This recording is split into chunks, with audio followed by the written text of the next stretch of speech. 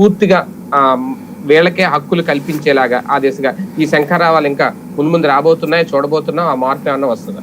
నేను అనుకోవడం ఇది అయిపోయాక ఒక్కొక్క రాష్ట్రంలో ఒక్కొక్క భారీ బహిరంగ సభ పెడతారనుకుంటా. ఈ సక్సెస్ తో వాళ్ళు సంతోషంతో ఉన్నారు కాబట్టి అయిపోయిన తర్వాత కేంద్రం మీద ఒత్తిడి తీసుకొచ్చి కేంద్రం చేత బిల్లు తీసుకొస్తారు అనుకుంటున్నా. అప్పటికి ఈ లోపు రాష్ట్రాలన్నీ కూడా చూసుంటాయి కాబట్టి హిందువులు ఇట్లా బాధ్యతాయుతంగా ఉన్నారని.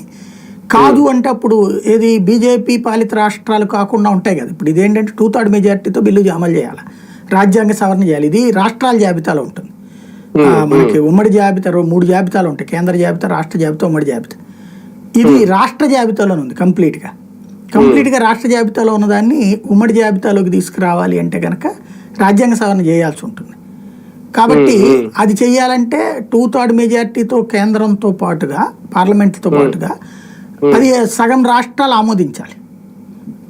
కాబట్టి ఈ లోపుగా ఈ చైతన్యం ఇట్లా కనబడుతుంటే సచ్చినట్టు అన్ని ప్రభుత్వాలు బీజేపీ ఏతర పాలిత రాష్ట్రాలు కూడా ఒప్పుకుంటాయిగా. అందుకు అనుగుణంగా జరిగే అవకాశం ఉంటుంది అనుకుంటున్నా.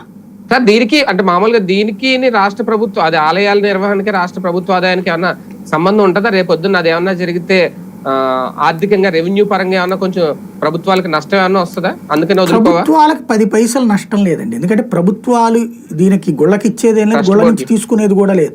కానీ ఏం జరుగుతుందంటే గుళ్ళ పేరుతో గుళ్ళ డబ్బులతో ఈ మధ్యన రోడ్లు వేయించుకోవడం,